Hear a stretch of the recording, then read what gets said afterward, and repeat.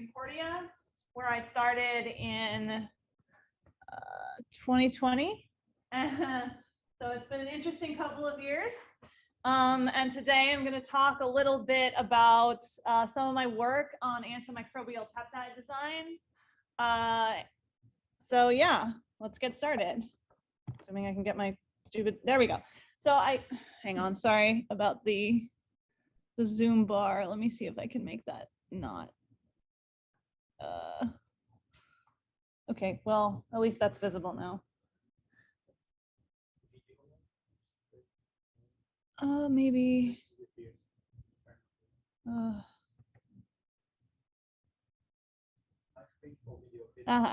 Thank you. Yeah, let's try that. Okay, no, let's not do that. Never mind. Don't worry about it. I'm just gonna leave it alone.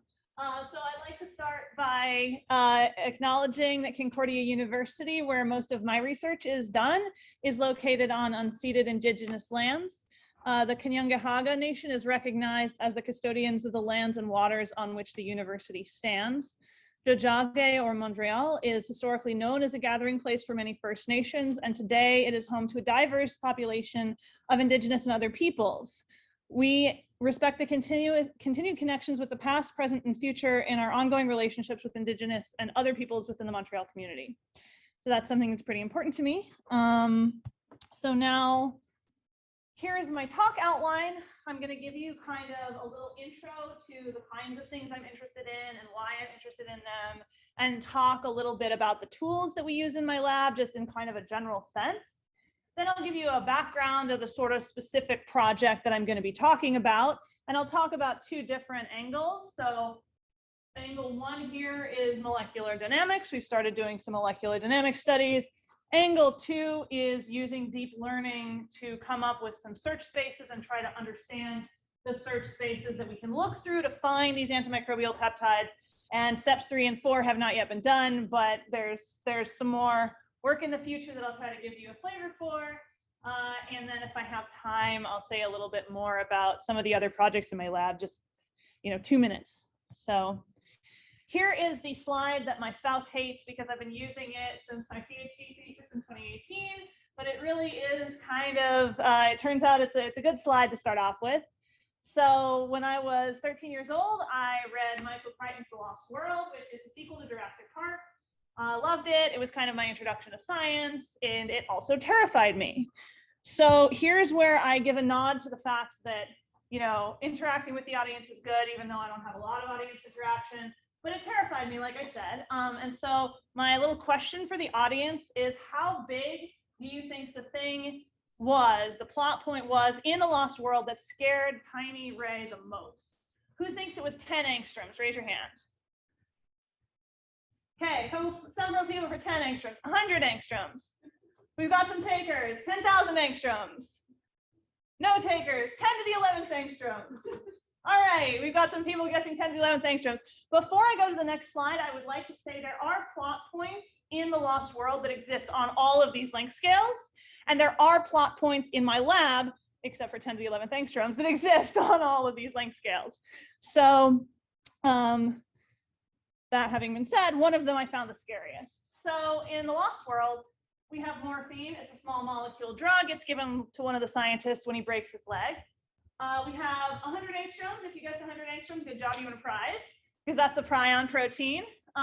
You could also have guessed 10,000 angstroms. You'd be sort of correct, because that's actually the length scale of the assembly of the misfolded prion proteins that end up causing a neurodegenerative encephalitis that kill off the dinosaurs. So of course, Tyrannosaurus rex is terrifying at 10 to the 11th angstroms, but not quite as terrifying to little me as this tiny little protein that could misfold and eat holes in your brain. So I got bitten by the protein bug at age 13, and on and off I've been back ever since. And indeed, like I said, in my lab, we go through all these different length scales, except we have yet to get a Tyrannosaurus for the lab. Someday maybe, we'll see. So mostly what I'm going to be focusing on today is talking about killing bacteria. So these are the length scales. So these are my illustrations of these different length scales. I would say we mostly focus, like the things I have the most experience with are still the 100 angstroms bracket, still sort of single proteins and peptides. I have a little bit hand wavy, right? You can be a bit smaller than 100 angstroms and still be a protein, but you're not usually quite as small as the small molecules. But we do have some projects looking at small molecules in my lab. We have projects looking at proteins, peptides, and also how those proteins and peptides can assemble to kill bacteria on the order of 10,000 angstroms. So that's the kinds of things that I like to think about on these multiple length and time scales. Next question is, how do we like to engage with these different things? And we do that through a couple of different methodological tools. So molecular dynamics has been name dropped a couple of times right now. I'm sure many people are familiar with how molecular dynamics works. It is essentially an in silico microscope where at simplest, we throw a bunch of atoms into a system that describe where all of the atoms are, solve Newton's laws of motion as you move forward at each time step, and we have some force field that dictates the interactions of the atoms. At its simplest, again, essentially we staple atoms together that are bonded with harmonic springs, and we model them as sort of soft interacting spheres with charges. Now, of course, that's classical molecular dynamics. As we've just discussed, there are a lot of different types of molecular dynamics that you can do depending on the system that you're interested in. If what you're interested in really is chemical reactions, you have to start going to much more computationally intensive things like DFT, density functional analysis, or hybrid quantum mechanics, molecular mechanics codes. And conversely, if what you're interested in is a pretty large system, and this is something I have a little bit more experience with, you sometimes, instead of simulating all of those many body interactions, what you want to do is simulate the interactions of clumps of atoms, because now if you just consider a bunch of atoms as a ball, you've cut down your degrees of freedom. It's a lot faster to simulate, but you're losing molecular level distinction. That is very useful, however, and I did a lot of coarse grained molecular dynamics during my PhD. So the other thing that we like to think about in my lab is machine learning. And I got this slide from the MIT Open Courseware Introduction to Deep Learning, which is a really nice course if you're interested in just getting a flavor for deep learning and how it works. Although I will caution you that they use TensorFlow, which is my least favorite thing in the world. If you're doing scientific computing as opposed to trying to do hardcore like industrial magic, you want to use PyTorch for deep learning and not TensorFlow for deep learning, because PyTorch is understandable and TensorFlow is not. That is my 2 cents. Feel free to disagree. However, it is a very good course, like I said, and I think that this slide gives you a good feel for just kind of, a big picture, ways that we can situate different almost buzzwords within one another. So we have artificial intelligence, which is honestly, they define this as the ability to process information to inform future predictions, which is a pretty good way of talking about it. But honestly, the term artificial intelligence can encompass pretty much anything you can think of that involves a computer, as far as I can tell. So it can be really hard to know what people mean when they say artificial intelligence, which is why sometimes we have to start getting more and more specific. Machine learning, I think, is a little bit of a better term. It's still quite broad, but it typically is used to mean what they've said here, which is the ability to learn something without explicitly being programmed to do the task. So instead of telling an algorithm, pick up a ball or throw a ball up in the air, you tell the algorithm, do something, and when it throws the ball up in the air, you say, good job, keep doing that, and eventually it'll learn to do it itself. And then deep learning is a subset of machine learning, which I would say is now we're actually into something that's specific. And that's when we use neural networks to try to extract patterns from big data. Where neural networks are these highly complex nonlinear functions, networks that were originally sort of conceived of as models for simple neuronal architectures, but they've actually shown a lot more promise in just sort of generally figuring out patterns and pattern matching and that sort of thing than they have as actual models for how the brain works. So they're basically essentially when you're doing deep learning, what you're doing is a very, very high dimensional fitting or a very high dimensional optimization problem. So it can get pretty tricky. You can always get an answer. It can be really hard to know if it's a useful one. So basically, that's what my lab is trying to do. We want to bring together our molecular dynamics on multiple scales for physical model predictions with tools for machine learning to be able to eventually perform physics-based design for complex biophysical problems, such as antibiotic resistance. So antibiotic-resistant bacteria are a pretty big problem. We see rising death tolls and dwindling antibiotic pipelines. So it's more and more expensive to bring new drugs to market. So it's really important for us to be able to, on the one hand, understand at a molecular level different ways of killing these things or impeding their growth, in fairness. And also, on another hand, being able to understand the spaces that we can look in so that we can search those spaces more widely and more efficiently to find novel treatments to stop Albert here from being approached by the antibiotic resistance. I'm sorry, I love my stupid puns. My dad is a professor and it really shows. Anyways, that's antibiotic resistance. It's a problem. Here's one possible solution: antimicrobial peptides, which are short proteins that are produced by the innate immune system, and they typically interact through charge interactions with the cell walls of bacterial cells, which are highly negatively charged, preferentially over the neutral cell walls of eukaryotic cells. And once you start getting them aggregating in a large clump on the cell, then they will often, most of them, disrupt the cell wall and kill the bacteria through lysing it like a puncture tire. There are a lot of different molecular mechanisms by which different antimicrobial peptides can act. And its PEP tends to be peptide dependent, but most of them do sort of follow the, okay, we have one conformation floating around in the bloodstream or in solution. We're going to potentially change our conformation a little and be attracted to the membrane. Then we're going to get stuck together in some way and disrupt the membrane in some way. And some of these have been studied at a molecular level, but comparatively few, because these are pretty complex processes. So that makes this whole big problem a really complicated one. Now, on the other hand, recently, we've been able to see there's been a real explosion in the use of deep learning to design novel biomolecules, specifically by using what's called generative deep learning. My favorite example of generative deep learning is thispersondoesnotexist.com, which is a deep learning model that's been taught to produce photorealistic images that look like they're photos of people, but they're not. They're just pictures that a computer dreamed up after seeing lots and lots and lots and lots of photos of people, basically. So it looked at the probability distributions of photos of people, and it produced a data point that looks like it comes from that probability distribution, even though it's fake. And of course, the idea is, can we trick a bacterium into dying from a fake drug? Well, no.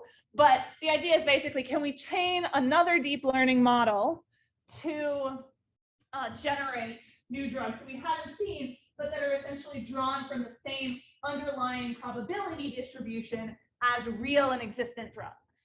And there's this great 2018 paper from Elena Spuruguzic's group in Toronto, where they really started doing this with drug molecules. They really, I think this might be the first time anybody had done this. They used what's called a variational autoencoder, which is a particular kind of deep learning model that all it actually does is it takes a string describing a drug molecule, embeds it into a continuous latent space, and then recapitulates the same molecule out the other end. The reason this is useful is because it gives you a continuous space that you can search in, which strings are not, right? They're discrete. Molecules are discrete spaces, but this gives you a continuous space you can use for interpolating between two different molecules or optimizing a particular property, because most optimizations require continuous space. We're just exploring the search space and understanding it. And then the reason that this encode decode thing works is basically just Well, if your model can reconstruct its input, then your space probably has enough information in it to well describe that input. Still a lot of open questions, but that is the basic idea behind those. Okay, so latent spaces. Shoot, my little thing is over the top of my screen again. Okay, I'll just. Well, okay. But the latent spaces or search spaces, a latent space is a continuous space that's associated with one of these variational autoencoders. And this is again from the MIT deep learning course. And I always think it's a nice back of the envelope, hand wavy explanation for what a latent space is, what you're doing with deep learning in some sense. The idea is your deep learning model is one of the prisoners in Plato's cave, and it can see the shadows on the cave wall, which are the data that it's being shown. But it can't see the thing that is actually casting those shadows. And the idea is, can it, just from the shadows on the cave wall, come up with a model that is the true explanatory factors for that observed data? In some sense, one could argue that this is true of a lot of science. It's not really just restricted to deep learning, but it's a nice metaphor anyways. One thing I would say about this is it's not necessarily that you need the true explanatory factors. It's that you need understandable explanatory factors in my book, and ones that are useful. So that's something to keep in mind. You really want your search space to exist in variables that you can kind of understand, preferably, and certainly that are useful for the problem that you're trying to solve. So, yeah. Okay, so this is a project that I worked on, or I helped work on just at the tail end of my PhD, where we did something based on that 2018 paper, but this was for peptide design. So we were trying to design peptides that could form kind of very linear clusters with a very specific type of chemistry, because they were good semiconductors, basically. And so what we did was we trained that variational autoencoder idea, came up with a latent space, and here you can see it, basically. Or you can see the projection of it. If I'm remembering correctly, this is actually a low-dimensional projection of the latent space. Each one of the points in here is a different short peptide chemistry that all follow the same, like they have a central optoelectronic core and then a couple of wings. And you can see, depending where you are in this search space, these peptides have different properties in terms of how they cluster. So if you're over here on this side, this is probably not something you want. These things only form tiny little clusters and fall apart. If you're over here, they start clumping, but if you're on the wrong side, they're sort of radially clumping. You want to have to go up this way, and then you start to see peptides that are actually aggregating in ways that you would like. And this is a place where we had to use coarse-grained molecular dynamics, because these aggregates were too computationally expensive at the time to simulate atomistically. But we were able to actually search through this space you're seeing up here to design, I forget which one it was actually, the one, I think the DLGA, to design like new chemistries that went on to be worked on experimentally, basically. So that's really cool. And I said, all right, can we do that for antimicrobial peptides? Because that's what I'm interested in. That's what I'd like to be able to do. It's a little trickier because antimicrobial peptides are less well defined than those optoelectronic ones I was talking about. And we are, I just started my lab, so we haven't gotten through this whole cycle yet, but I'd like to talk to you about what it should look like in principle. Basically, we start wanting to understand some specific antimicrobial peptide candidates just to start populating our search space. And we would like to do atomistic and coarse-grained molecular dynamics of those and their interactions with membranes to get an idea of functions that we can optimize in that search space. Probably going to be something like how deeply they penetrate into the membrane. So this has started. We've been doing mostly right now atomistic molecular dynamic simulations. I'll say something about this. Part point 1. Point 2 is defining this variational autoencoder latent space embedding, defining the search space. So I have one student, I'll say some more about this as well, trying to get an idea of the different kinds of search spaces we can find and which models give what kinds of search spaces and how can we understand them. And then this is the part we haven't started yet, but I'm hoping I can find her. I would prefer to have a postdoc. So if anybody knows a postdoc who'd be interested in this project, let me know. I'd like to have a postdoc, but we'll work with grad students or whoever. But basically, we're going to fit a Gaussian process regression model to our search space, and this spits out essentially a prediction not only of our objective functions, say how deeply the thing's going to penetrate into the membrane, but also how much it believes in its estimate. And from having that uncertainty and belief, you can actually do what's called active learning, where you rationally pick the next points to go back and do more characterization of, and then you iterate to find your design. So again, we're still on points 1 and 2, but eventually we'd like to get to this whole cycle because it could be really cool. And I think it has a lot of promise. So I'm excited. So like I said, here's our starting point, basically, GL13K. It is a synthetic beta sheet forming antimicrobial peptide. It is derived from a salivary protein.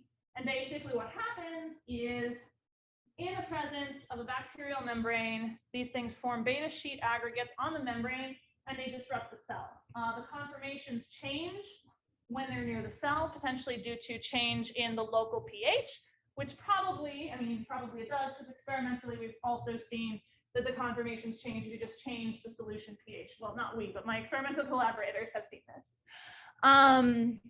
So we started out by trying to just get a nice feel for what was going on at a molecular level. So we just started out with your basic molecular dynamic simulations of GL13K and a few variants in solution. So this is all the work I'm going to be talking about today is stuff that my students have done. I didn't do, basically any of it, but this is work that was done by Lindsay last summer. She was an undergrad working with me, and by Rachael, who's a PhD student who joined me in January. So they did these molecular dynamic simulations of peptides under different conditions. So in specific, we looked at GL13K with the 4 lysines in its sequence charge and with them neutralized as sort of a proxy for pH 7, where the lysines are mostly charged, and high pH, like you would get near a bacterial membrane, where we know the lysines are going to be mostly uncharged. And the first thing they found, which I was actually a little surprised by, was that you don't get a lot of conformational change if the peptide is alone in solution. So you see a little bit. So these contact maps are showing you distances between different residues in the sequence. And when this thing is charged, it's a little bit more extended. Makes sense, more repulsion. But if you look at the secondary structures, so this is a percent of various different secondary structures in the simulation, it's largely that gray thing is random coil. It's mostly random coil for both of these. Now, we're still pretty sure that we don't think our model is wrong, because if we look at this scrambled version, so this is another sequence that's also been measured experimentally, we do produce the expected secondary structure, which is helical. So this friend is known to be helical, pretty solidly helical under most conditions. We see that, although again, we do see some change with if there's more charges, it's a little bit less helical. Big surprise, it disrupts the helix. But it's still, we're seeing plenty of helix, which is what we expect. So, okay, the conformational change is not occurring in the single peptide. So that's when we were like, okay, well, we wanted to look at peptide aggregation, so it's time to look at peptide aggregation. So that's what we did. So here's this lovely little movie of 8 peptides aggregating, and you can see that they're going to start forming a nice beta sheet looking aggregate. So at this point, what we're seeing is that these things change conformations only in the presence of the other peptides. So this conformational change is really secondary to them no longer repelling one another and being able to form the interpeptide hydrogen bonds for the beta sheet, as opposed to any really strong changes on the propensity for secondary structure configurations when they're alone. So now we've got that, which is great, because that probably tells us enough can do with the coarse grain model, because one of the things is when you're dealing with coarse grain molecular dynamics, you often cannot see secondary structural shifts. So you need to know, well, this is actually pretty great, because this tells us we could just start everything as a beta sheet and that'll basically be fine. But that's good because that's our next step. So Reza's about to start doing some simulations of these things in conjunction with the bacterial membranes. At the same time, while we're investigating these potential starting points, oh, I forgot about this. Yeah, he also has seen, he's pulled out the time scale for aggregation of an 8-mer, which is roughly the average size of the beta sheet clumps that form on the membrane. And we have, under these conditions, which, it's molecular dynamics, right? You're never going to be under fully experimental conditions or anything.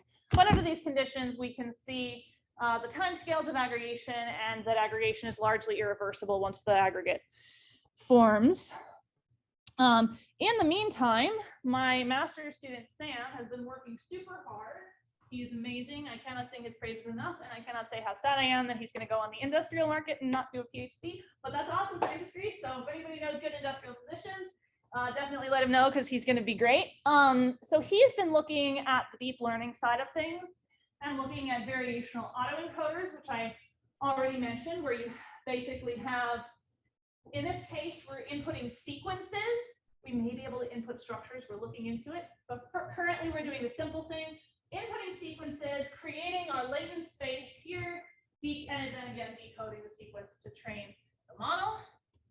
And he has looked at 5 different types of deep learning models. Don't worry too much about the specifics. The important thing is these are essentially all deep learning models that have different probabilistic priors laid on them. Essentially, they learn slightly differently.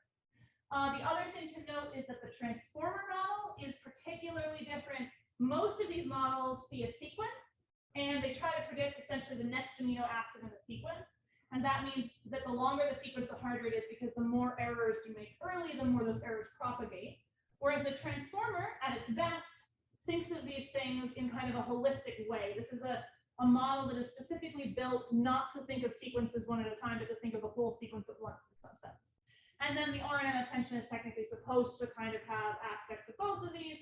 Doesn't actually work real well, but never mind that. If we take a look, we can see that this is sort of what happens. So I should have mentioned each one of these is for 3 different sizes of latent space. So 32 variables describing our peptides, 64 and 128.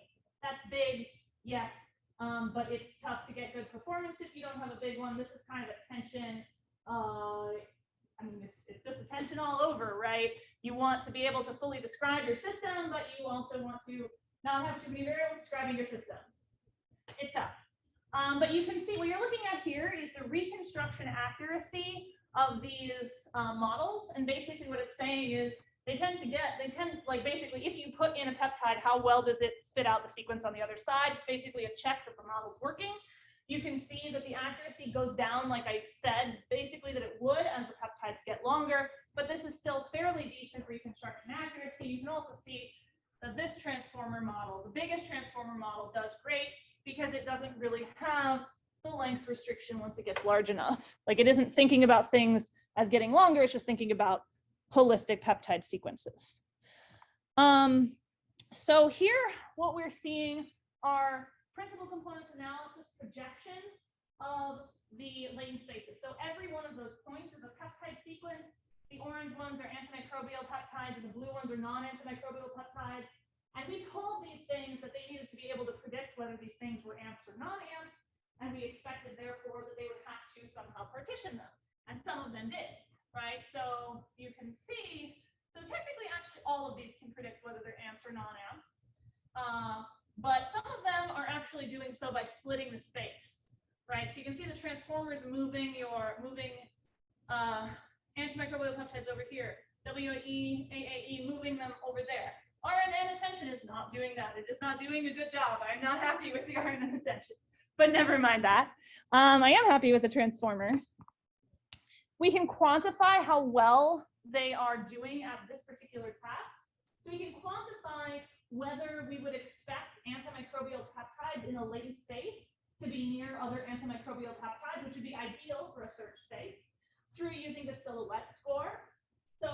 had two perfectly distinct clusters, the silhouette score would be 1. If they're totally on top of each other, it's 0. And you can see we have some overlap because these things are essentially trained with a Gaussian prior. You wouldn't actually want it to be fully bimodal.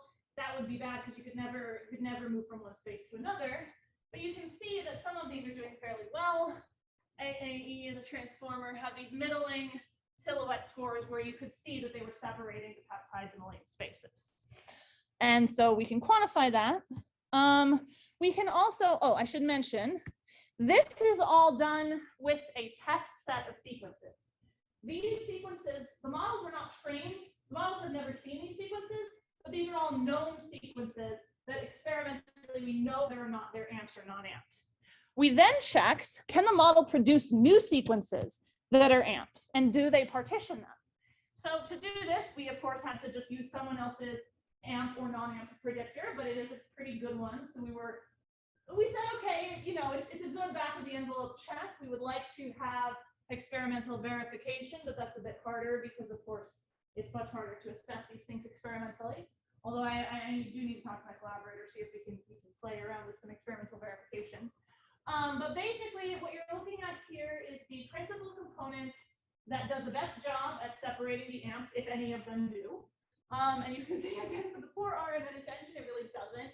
They basically don't have any probability that these generated sequences are going to be amps. But for all the other ones, for most of the models, with a couple duds, it is partitioning the space into things that are probably amps and things that are probably not amps. And one of the interesting points here actually is that if you look at, say, the RNN, it's not this kind of linear thing where it's like, or blocked linear behavior where you've got no probability, then rising probability. Whereas the transformer is doing something a little different. It just kind of has this bimodal structure, like a sigmoid. It's like, here's things we think aren't, here's things we think they kind of are. And the AAE is doing something really weird where it is partitioning the space. You see those humps and those, like it's got a bump and a down. So regions of higher and lower probability, but it's not doing a two category decomposition of the space, basically. And in principle, there's no reason it has to. It's just an interesting choice. So you can see that these different things that are learning differently are actually coming up with different ways to solve the problem in some sense. Now, of course, I've been talking to you about PCA, why have I been talking to you about PCA? Well, we have these big spaces, these large numbers of variables describing these things, and that's too many for my brain to get a handle on. So it is typical to do this kind of thing with deep learning when you're looking at the latent space, you do a PCA projection down. But I kept being like, well, look, I mean, that's a linear projection. So how do we know that it's telling us anything about what the space actually looks like? So I sent Sam back and made him come up with a way of quantifying how much we can trust the PCA projection. So he found this nice 2021 paper where they came up with some measurements for how good a dimensionality reduction algorithm is. Like basically, the higher these scores, the less you have missing, like when you squish your space down, the less you screw up what things are neighboring, what groups that are getting split apart or groups that are clumped together. So the better these scores, the less you see these behaviors you don't want to see. And actually, we did quite well. So some of these things are not great. The cohesiveness scores for some of these, especially the transformer, are low. That means you're switching things, so it's not really necessarily surprising that the cohesiveness scores aren't always stellar because you're going to introduce false groups just by nature of reducing the numbers of dimensions. But these were higher than I expected, to be honest, so I was pretty happy because that means we can sort of trust the PCA projection. We can, the better these scores are, the more interpretable I would argue your latent space is, because the more you can trust a linear projection of that latent space to actually be showing you what's really going on in that latent space. Now, one thing to note, we had a couple interesting hit points here too, are that I assumed you would always have better scores for smaller descriptions to begin with because you're just doing less dimensionality reduction, but that's not true. So the first model along here, which is the AAE, if I remember correctly. Yeah, the first model along here actually does better. Largely, it's more interpretable when it has a bigger latent space to work with. Now, admittedly, the RN and attention, less interpretable when it has a bigger space to work with.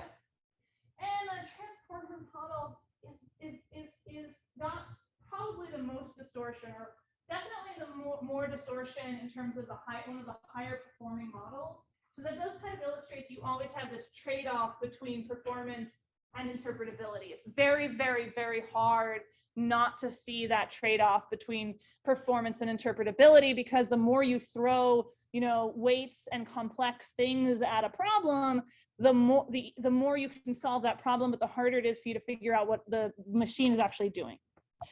However, we were able to understand it a little bit through using bridge variable identification. So again, I have Zoom problems.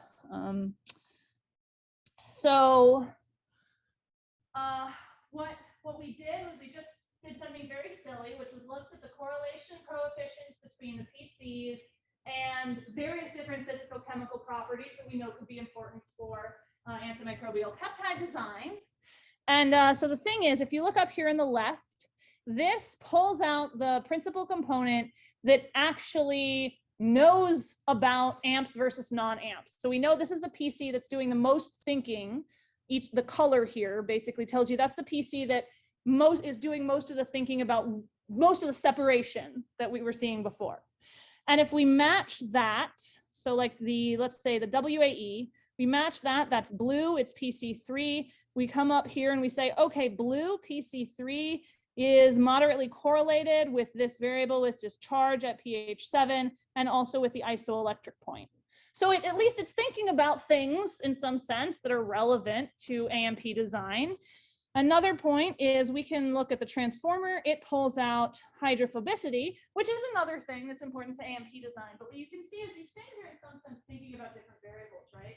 Even though they're both capable to an extent of partitioning the space, they're still not doing so in the same way. And we are able to quantify to an extent how interpretable that space is, as well as how well this model is performing, is generating peptides that we want it to do and creating a space that's good for us to search through. So, okay, like I said, here we are. Steps 1 and 2 are getting to the point where we're hopefully going to be able to move to 3 and 4. So we've got papers being written about steps 1 and 2 in progress, but I'd say step 2 is a little bit more mature than step 1, but we're getting there, and Sam's been working with me for longer than Reza, so not very surprising. But we have starting points for coarse grain molecular dynamics. We're recapitulating the experimental trends, and we can understand them from a molecular perspective. And we are finding these things out about latent spaces and ways that we can think, ways that we can, sort of quantify different aspects of latent spaces we may find interesting. So that's not the only work I do in my lab. Just very briefly, I also do small molecule antibiotic design, which is what Brenda is working on. And I also do disulfide-rich peptides. I'm interested in disulfide-rich peptides like toxins that have covalent bond stapling to get them together. Natalia is my PhD student who's been with me the longest. She's my veteran at 2 whole years. So she's working on that. And Patrick recently defended his honors thesis working with her as an undergrad. And then I also have a couple students working on slightly more disparate research areas. These are both co-supervised. So Martina works on photosynthesis with Dr. Valter Zubovitz, and Lindsay is starting with me in the fall again. She did her undergrad, now she's back for master's, but she wanted to go do something a little different. So she's going to try to use deep learning to produce models of the brain to understand how, like, the impacts of long COVID on the brain in conjunction with Dr. Claudine Gauthier, who does brain scans and medical imaging. So like I said earlier, I'm looking for a postdoc. Please tell people, preferably somebody with membrane simulation experience would be best, but also DL, ML, whatever L. And possibly maybe a grad student. I'm not so sure about that. That is my lab poster, which sort of, summarizes the things that we think about that are important for me in a lab group and in a work environment. And I mean, also proteins are cool.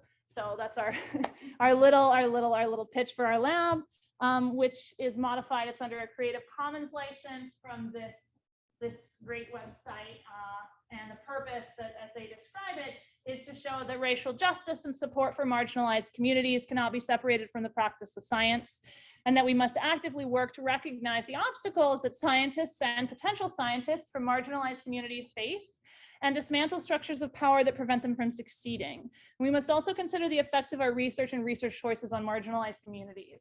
And I think sometimes that can be very hard to do. Certainly, I struggle sometimes thinking, well, my work is so theoretical. But on the other hand, I catch myself being like, but what about, I mean, antimicrobial resistance is a real problem, and it's often worse for people in the majority world, right, outside of the US and places like that. And I'm like, well, I really need to get some more people in, but there's a lot of really, really strong barriers that I think we all need to work together to try to dismantle, because it's really, really complex problem, probably harder than a lot of the active learning design that I do. But yeah, that's my pitch for that. So I would like to say yet again, I mean, Sam, Lindsay, and Reza did all of this. I asked them questions and they said, here's some pretty graphs. I was like, this is so cool. And also big thanks to Christine DeWolf, who's my experimental collaborator on GL13K. Big thanks to Concordia and my funding from the Canada Research Chairs and from the Discovery Grant from NSERC. And of course, big thanks to the Digital Research Alliance of Canada, where I do all my simulations. Thank all of you for listening, and I'd be happy to take any questions.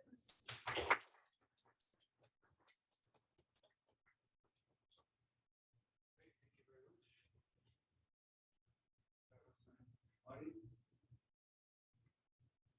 don't be shy. I know it's not talking to material scientists about biology. Yeah. Ignore the biology. Just ask me. I moonlighted as a material scientist. This all applies to Matt C. Thank you so much for an amazing presentation. Amazing for two reasons. I also love the sequence of Jurassic Park. Yes. So I was very unhappy very disappointed when I was in Japan and they did not release it in Japan, the third one. What? So yes. So you that you probably have seen before me, so I'm very jealous. But anyway, and the second is I really love your enthusiasm for your work. It really shows that this is, you love your work. So it's really nice for us to see that what we can do with deep learning. Having said that, we are material scientists. Yes. And biophysics, deep learning, machine learning, whatever you want to call it, it's way advanced as compared to material science field. And we struggle a lot for applying machine learning to solve our problems. And one of the reasons is that we don't have a lot of data. We struggle at the first part because for machine learning, we need data. More we have it, better the models would be, better the results would be. And another problem is we don't have good descriptors for our problems. That's very essential. I sometimes have so many debates with chemists, physicists who believe in equations of physics and chemistry, but when it comes to deep learning, they say, oh, it doesn't make sense. There's no meaning to it. Right? What are these coefficients doing here? What is this equation solving? Right? It's a black box. So yeah, right now I feel like we are at that stage where we are still struggling to get good descriptors. For example, chemical reactions. If we are dealing with some sort of electrochemistry, we still want to know. Okay, well, if we are working with oxygen reduction reaction, this could be a descriptor. Once we find that, we then struggle for the data. So I just wanted to know, since you have been there since this field has developed in biophysics, what advice you will have for us as a kind of a new field using data? So the question I'm repeating for Zoom was essentially, what advice would I give for materials science as a potentially new field trying to utilize the tools of machine learning and deep learning? So the first thing is, actually, I'm really surprised that you said that, because my PhD advisor is in materials science, and I feel like he kind of pioneered some of the stuff in what I would have considered a more material science context. But that's fine. I'm amused. Like the materials genome project, I still think of as like MATC, but in terms of like the more complex stuff where you're dealing with like time stuff and kinetics and everything, yeah, it's a really big problem. So let's see, there's a couple of things that I can think of off the top of my head. So the first thing is utilize it in clever ways.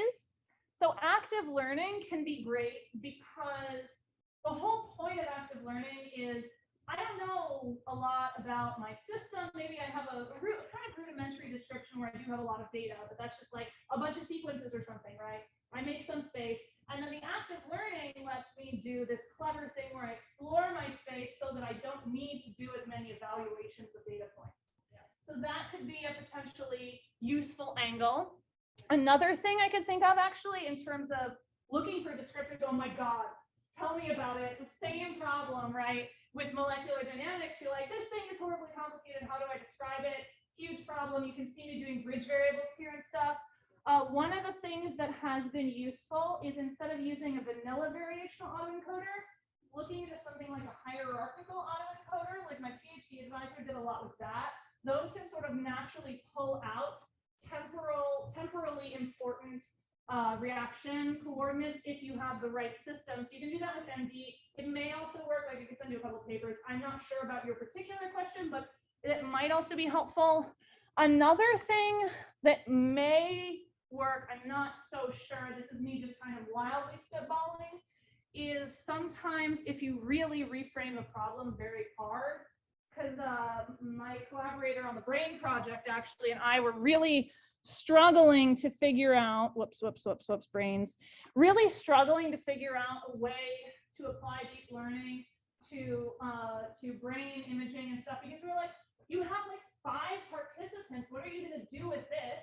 And then we found out, you're like, okay, but you have 1 million voxels per participant. So what we're going to try to do is think of those voxels as the data points and use those to try to train these. We don't know if this will work yet. This is just a weird brainchild, but train like local generative networks that will create that will themselves generate new data. So generating synthetic data, definitely another one. So yeah, I agree with you. Thank you for the suggestions. I mean, I have heard about that. Active learning is something that people are trying to do right now in order to replace PhD, because we need that makes sense. materials, we actually need electronic level Yeah. PhD is kind of slow, so there's active learning there, but it's still ongoing. Yeah, absolutely. Absolutely. We are lucky.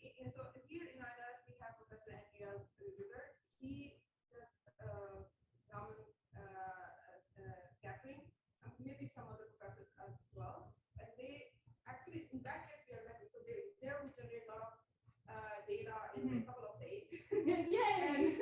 So it's just like it's like music for people who want to do deep learning science.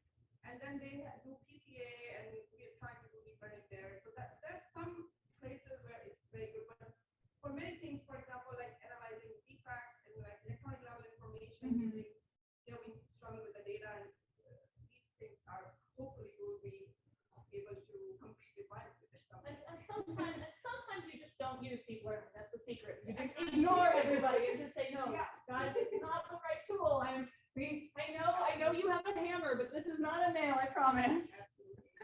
Thank you so much. Of course.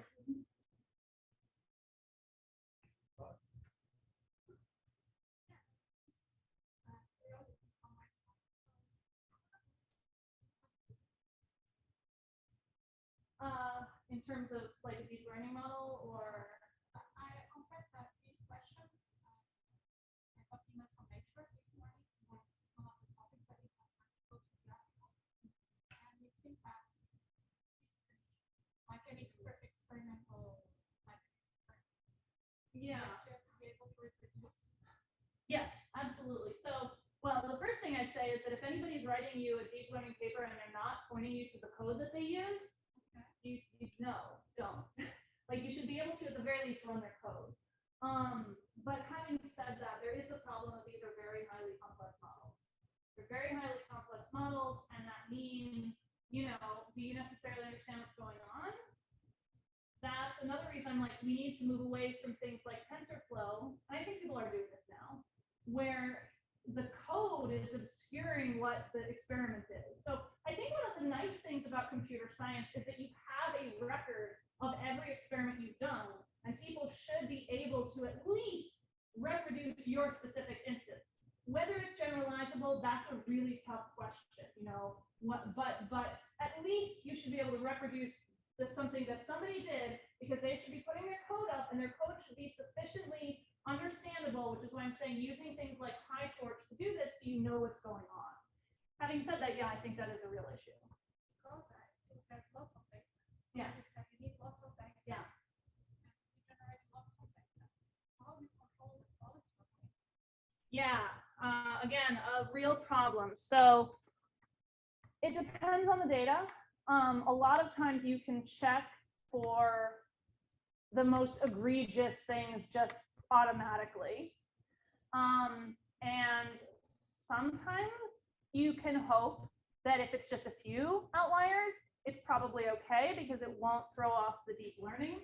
However, yeah, no, that's a problem, and it's a problem that people don't always think about, and it's one that I think it's actually less of a problem in fields where you're grounded experimentally, or you have data that's all sort of like, these are all peptide sequences, right? So we have some assurance that they're at least somewhat the same, but you can run into sampling bias a lot, where you know you have the data you have is biased towards what people have sampled.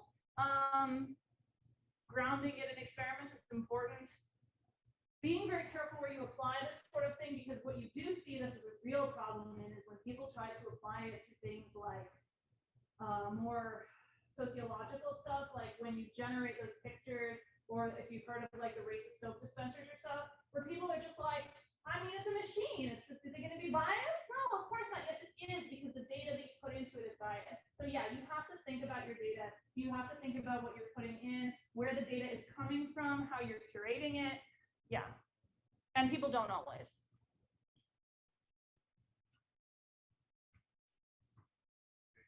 I guess to conclude it, I mean, you mentioned this trade-off between performance and interpretability, right? Yeah. And so you've already just started touching on that. And